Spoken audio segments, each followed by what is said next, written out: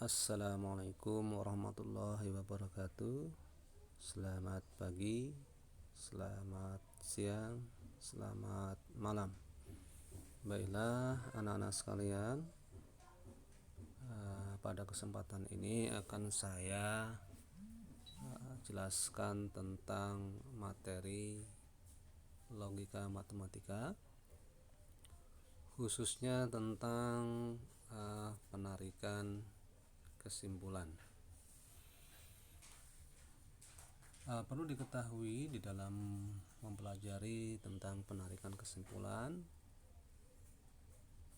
istilah-istilah yang harus kita pahami dan dimengerti. Yang pertama adalah tentang premis. Premis dapat juga diartikan sebagai pernyataan atau statement. Yang kedua adalah konklusi. Konklusi ini diartikan sebagai kesimpulan. Kemudian yang ketiga, argumen. Argumen ini adalah suatu kalimat yang diambil dari pernyataan-pernyataan premis yang ada sehingga dapat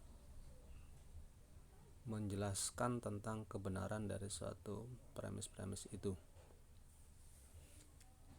Lalu pola-pola penarikan kesimpulan itu ada 3 jenis, atau penarikan kesimpulan yang sah itu ada 3 jenis. Yang pertama adalah modus ponen, yang kedua adalah modus tollens, dan yang ketiga adalah prinsip silogisma.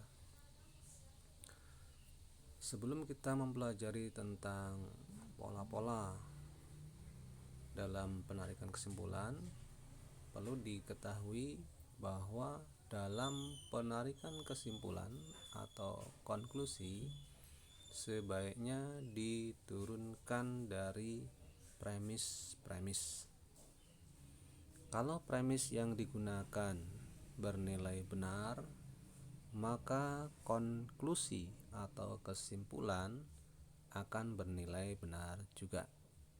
Oke, langsung saja kita mulai dari yang pertama, yaitu tentang pola penarikan kesimpulan modus ponen.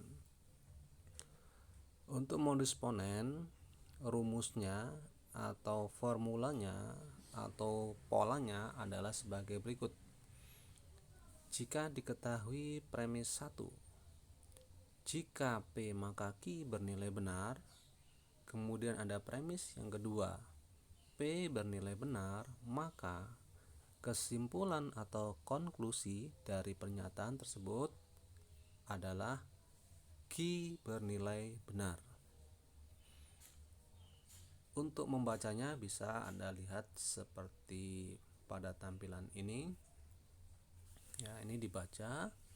Jika diketahui P maka Q bernilai benar dan P bernilai benar, maka kesimpulannya atau konklusinya Q bernilai benar. Sebagai contoh, misalnya premis 1, jika 2 ditambah 3 sama dengan 5, maka 5 lebih besar daripada 4. Kemudian ada premis yang kedua, 2 ditambah 3 sama dengan 5. Dari premis 1, kalau kita uraikan menjadi pernyataan-pernyataannya adalah 2 ditambah 3 sama dengan 5 itu dianggap sebagai P. Kemudian 5 lebih besar dari 4 itu dianggap sebagai Q. Pada premis kedua ada pernyataan 2 tambah 3 sama dengan 5. Tadi sudah dimisalkan di atas, 2 tambah 3 sama dengan 5 itu sama dengan P. Nah, sehingga jika ada pernyataan jika P maka Q, kemudian ada pernyataan pernyataan P, maka kesimpulannya adalah Q. Saya ulang lagi, jika ada pernyataan P maka Q, kemudian ada pernyataan P, maka kesimpulannya adalah Q. Q-nya adalah di situ 5 lebih besar daripada 4. 5 lebih besar daripada 4.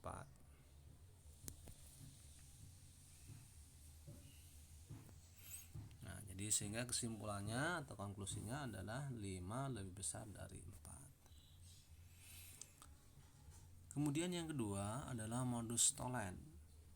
Modus tollens rumusnya P1 jika P maka Q bernilai benar. Kemudian ada premis 2 bukan Q bernilai benar, maka kesimpulannya adalah bukan P bernilai benar. Ya. Ini cara membacanya. Jika diketahui jika P maka Q bernilai benar dan bukan Q bernilai benar, maka kesimpulannya bukan P bernilai benar. Contohnya adalah sebagai berikut. Premis 1, jika hari ini hujan, maka cuaca dingin. Kalau kita pecah pernyataannya, hari hujan sebagai P, cuaca dingin sebagai Q. Kemudian ada premis yang kedua, cuaca tidak dingin. Cuaca dingin berarti tadi Q, kalau tidak dingin berarti ingkarannya. Jadi cuaca tidak dingin. Sehingga kesimpulannya berdasarkan rumus tadi, jika ada pernyataan jika P maka Q, kemudian ada pernyataan bukan Q, maka kesimpulannya bukan P. P-nya hari hujan. Lawan dari hari hujan berarti kesimpulannya hari tidak hujan. Contoh yang ketiga pola yang ketiga yaitu prinsip silogisma. Rumusnya adalah P1 jika P maka Q, kemudian P2 jika Q maka R, maka kesimpulannya adalah jika P maka R. Kalau dibaca, jika diketahui P maka Q bernilai benar dan jika Q maka R bernilai benar, maka kesimpulannya jika P maka R bernilai benar. Contohnya seperti ini ya. P1 jika Mahir seorang siswa SMK, maka Mahir melaksanakan PSG ya. Kalau kita pecah pernyataannya, Mahir seorang siswa SMK P, kemudian dari premis 1 Mahir melaksanakan PSG berarti Q. Premis yang kedua, jika Mahir melaksanakan PSG, tadi di P1 Mahir melaksanakan PSG berarti Q, maka Mahir belajar di industri minimal 3 tahun. Mahir belajar di industri minimal 3 tahun itu R karena sudah beda sendiri. P-nya tadi Mahir seorang siswa SMK, Q-nya Mahir melaksanakan PSG, berarti R-nya Mahir belajar di industri minimal 3 bulan. Berdasarkan rumus tadi, maka dapat disimpulkan jika ada pernyataan jika P maka Q, kemudian P2 jika Q maka R, maka kesimpulannya didapat jika P maka R. P-nya Mahir seorang siswa SMK, berarti jika Mahir seorang siswa SMK, maka Mahir belajar di industri minimal 3 bulan ya. Ini kesimpulannya. Nah, mari kita lihat latihan ya.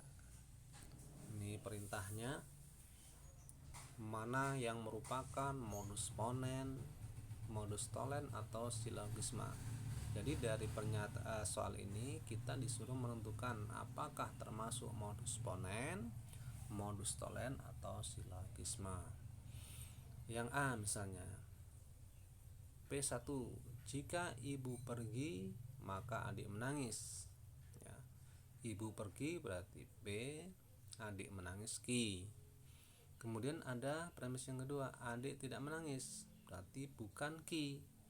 Kesimpulannya adik tidak pergi, bukan P. Ya. Ini dikatakan sebagai modus tolen sesuai dengan rumus yang dipelajari tadi ya. Kemudian yang kedua, jika log 10 sama dengan 1, maka bilangan 2 log 8 sama dengan 3. P-nya adalah log 10 sama dengan 1. Q-nya bilangan pokok 2 log 8 sama dengan 3. Kemudian ada P2, log 10 sama dengan 1 tadi P. Maka kesimpulannya di situ 2 bilangan pokok 2 log 8 sama dengan 3. Berarti ini sesuai dengan rumus tadi, jika P maka Q. Kemudian ada pernyataan P maka kesimpulannya Q. Ini adalah termasuk modus ponen. Nah, itu contoh-contoh yang dapat diberikan. Silakan Anda pelajari. Kemudian nanti kita akan mengadakan evaluasi yang keempat. Mudah-mudahan kalian bisa memahami dari materi yang saya sampaikan. Terima kasih.